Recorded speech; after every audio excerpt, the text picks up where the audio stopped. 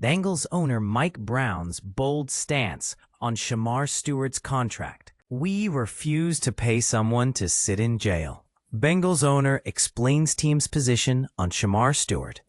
In just under 3 weeks, Mike Brown, the owner of the Cincinnati Bengals, will celebrate his 90th birthday. However, don't let his age mislead you. Brown remains deeply involved in the operations of the team.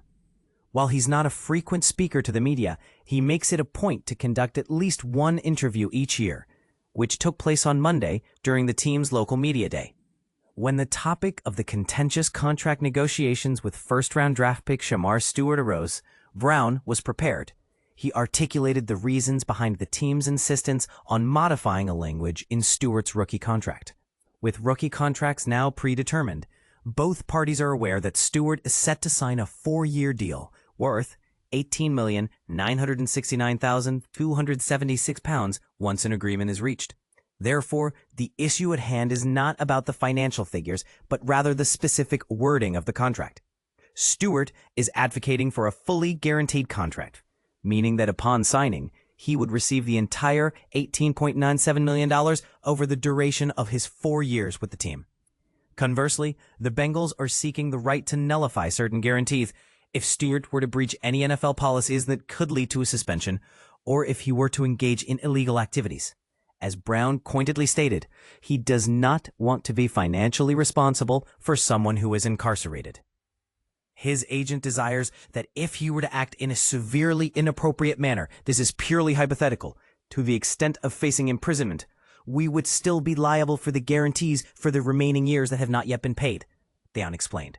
Our stance is clear. If that situation arises, we will not be held accountable. We will not pay someone who is sitting in jail. That is not our approach.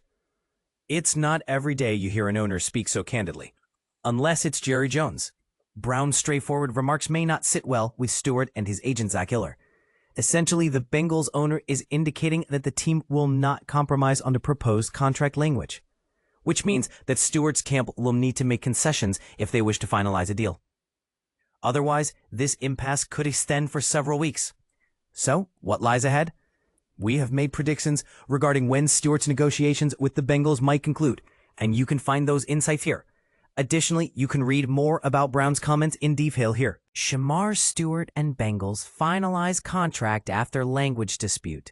ESPN breakdown. Shemar Stewart and the Bengals have finally reached an agreement on his rookie contract, ending a saga that began shortly after Cincinnati drafted the former Texas A&M standout.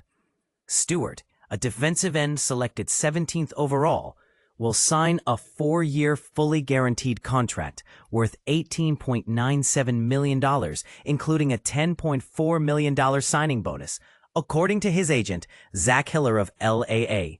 The deal comes 6 days after the team's rookies reported for training camp, with Stewart absent due to a disagreement over language that could void the guaranteed money in the contract.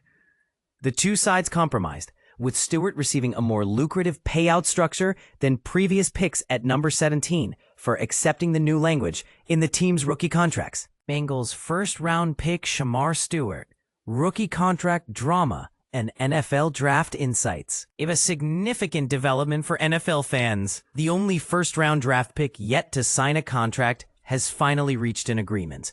Shemar Stewart, selected 17th overall by the Cincinnati Bengals, has officially inked his rookie deal.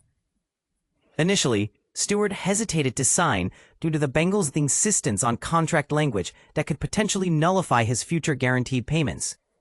However, a reliable source has informed Pro Football Talk that a compromise was achieved today. Stewart agreed to the contentious language in his contract in exchange for an increase in his signing bonus, allowing him to receive an additional $500,000 up front. Stewart, a defensive end hailing from Texas A&M, possesses the skills necessary to become a top-tier pass rusher in the league. The Bengals are optimistic that he will contribute significantly as a rookie, especially given the team's defensive struggles last season. Despite stellar performances from quarterback Joe Burrow and wide receiver Jamar Chase, the Bengals fell short of the playoffs, highlighting the urgent need for improvement on the defensive side of the ball. As it stands, the only remaining unsigned rookie from the 2025 NFL Draft is Quinshon Judkins, a second-round pick by the Cleveland Browns.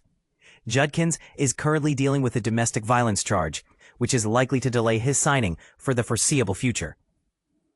This situation raises intriguing questions about contract negotiations and player rights in the NFL. How much should a player be willing to compromise for a better financial outcome? And what implications do these negotiations have for future draft picks? We'd love to hear your thoughts on this matter. Do you agree with the Bengals' approach, or do you think players should hold out for more favorable terms? Share your opinions in the comments.